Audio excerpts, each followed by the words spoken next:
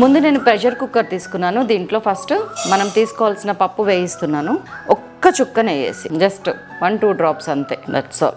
So దీన్ని medium flame మీద పెట్టి లైట్గా వేయిస్తున్నాను. ఇది జస్ట్ 40 గ్రామ్స్ ఆఫ్ కందిపప్పు అంతే. ఈ 40 గ్రామ్స్ ఆఫ్ కందిపప్పు, పాలకూర, చింతపులుసుని మనం దాదాపు 6 మనుషులకు పెట్టచ్చు ఈజీగా. మీడియం ఫ్లేమ్ మీద లైట్ షేడ్ వచ్చేంత వరకు వేద్దాం. ఇట్లా వేయించడానికి జస్ట్ 40 సెకండ్స్ పడుతుంది అంతే. ఫ్లేమ్ లో చేసి ఈ కందిపప్పు మునిగేంత వరకు వాటర్ పోసి 400 ml వాటర్ పోసాను, అంటే గ్లాసున్నర. వీలైతే మీకు టైం ఉంటే కనుక ఇట్లాగా నానబెట్టి ఒక హాఫ్ అన్ అవర్ ఉంచేసేయండి, అప్పుడు పప్పు బాగా ఉడుకుతుంది. లేదు టైం లేదంటే కుక్కర్ మూత పెట్టి విజిల్స్ రానివ్వచ్చు.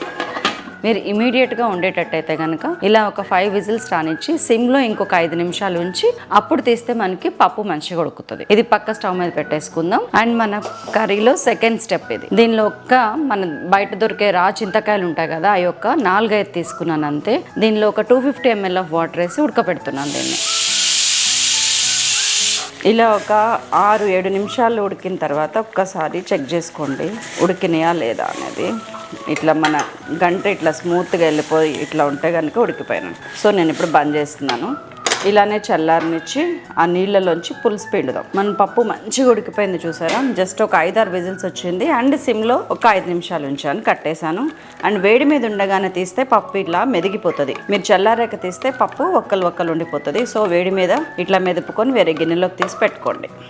ఇది మన పప్పు కథ. ఫైనల్ స్టేజ్ ఆఫ్ పాలకూరకి ఇప్పుడు వచ్చేసాం. నేను ఒక కడాయి తీసుకున్నాను. అందులో ఒక 1 టేబుల్ స్పూన్ ఆయిల్ వేస్తున్నాను. రెగ్యులర్ ఎనీ వెజిటబుల్ ఆయిల్ వేసుకోవచ్చు. అండ్ 1 టేబుల్ స్పూన్ నెయ్యి వేస్తున్నాను. మరీ ఆయిల్ వేడెక్కేదాకా వెయిట్ చేయకండి. సో నేను 1/2 టీ స్పూన్ జీలకర్ర, 1/2 టీ స్పూన్ ఆవాలు, 1/4 టీ స్పూన్ మెంతులు వేసేసాను. ఇది లైట్గా వేగుతుంటేనే ఇక్కడ ఏం చేశానంటే ఒక 4-5 వెల్లుల్లి, కొద్దిగా కరివేపాకు దంచేసాను. సో దట్ కరివేపాకు మిక్స్ అయిపోతుంది ఆయిల్లో, పప్పులో టేస్ట్ ఉంటుంది అండ్ హెల్త్కి కూడా మంచిది. అండ్ ఇందులో 1/4 టీ స్పూన్ ఇంగువ వేస్తున్నాను. అండ్ 1/2 టీ స్పూన్ మెంతి పొడి వేస్తున్నాను తాలింపులో. పప్పు తాలింపులో మెంతి పొడి కూడా చాలా అవసరం, మంచిది. అండ్ మన చిట్టి మిరపకాయలు తాలింపుకి. ఈ చింతకాయ పప్పులో మనం ఎండుకారం వేస్తలేము, ఓన్లీ పచ్చిమిర్చి కారం. దయచేసి మిక్సీలో వేయకండి. అండ్ ఇందులో ఇట్లా రెక్కలు ఒలిచి పెట్టుకున్న ఒక్క సగం ఉల్లిపాయ, చిన్న ఉల్లిపాయ అయితే ఒకటి, పెద్ద ఉల్లిపాయ అయితే 1/2 చాలు. ఇవన్నీ పెద్దగా వేగక్కర్లేదు, జస్ట్ పచ్చివాసన పోగానే పాలకూర వేసేద్దాం. అంటే జస్ట్ 3 కట్టల పాలకూర. పాలకూర ఇట్లా మీడియం ఫ్లేమ్ మీద వేయిస్తూ ఇట్లా చేసినట్టయితే వెంటనే మగ్గిపోతుంది. విదిన్ 2 or 3 minutes పాలకూర ఇలా అయిపోతుంది. అండ్ ఈ టైంలో నేను ఒక 1/2 టీ స్పూన్ పసుపు వేస్తున్నాను. అండ్ 1.5 టీ స్పూన్ ఉప్పు వేస్తున్నాను.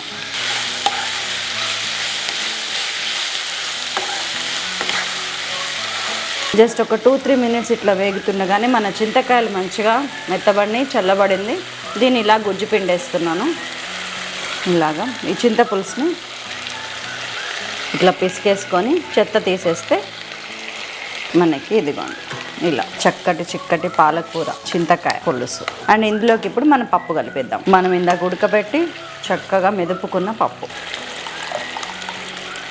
ఈ పప్పే కానీ మనకి ఈ పాలకూర పప్పుని ఎంత లూజ్ చేసుకుందాం అనేది ఒక పిక్చర్ రావాలి. కొంతమంది ఈ కన్సిస్టెన్సీలోనే తింటారు, కానీ ఇప్పుడు మనకి కనీసం 5 నిమిషాలన్నా ఇది మగ్గాలి కాబట్టి ఇంకొంచెం వాటర్ పోసుకుందాం. నేను ఇప్పుడు ఒక 100 ml ఆఫ్ వాటర్ పోస్తున్నాను. కొంచెం లూజ్ అయింది.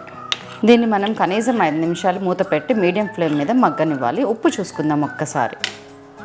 నాకైతే పర్ఫెక్ట్ సరిపోయింది. ఉప్పు రుచిని బట్టి యాడ్ చేసుకుంటూ, ఉప్పు ఎక్కువ తినేవాళ్ళు ఇంకొక 1/4 టీ స్పూన్ పట్టచ్చు. పప్పు కలరు, కన్సిస్టెన్సీ చూసారా ఎంత పర్ఫెక్ట్గా ఉన్నాయో. అండ్ ఇందులో చింతపండు పులుసు కాకుండా చింతకాయ పులుసు కలిపాము, అది ఎక్స్ట్రా టేస్ట్. ఇదిగోండి పప్పు ఇట్లా మరుగొచ్చినాక నేను జస్ట్ కొత్తిమీర కట్ చేసేసేస్తున్నాను టేస్ట్ కోసం, ఫ్లేవర్ కోసం. అండ్ ఈ టైంలో మీడియం ఫ్లేమ్లో పెట్టి మూత పెట్టేస్తున్నా. ఇలా ఒక 3 to 4 minutes మగ్గనిస్తాను. హే వియడ్డ మంచిగా ఉడికిపోయింది. అన్నీ ఒకదానికొకటి బాగా పట్టినాయి. కట్టేస్తున్న స్టవ్. ఇదండి మన అద్భుతమైన రుచితో కూడిన చింతకాయ పాలకూర పప్పు. చాలా టేస్టీగా ఉంటుంది. ఒక్కసారి పాలకూర చేదు వస్తుంది అది ఇది అనే వాళ్ళు ఇలా చేసి చూడండి, ఎంత టేస్టీగా ఉంటుందో అర్థమవుతుంది.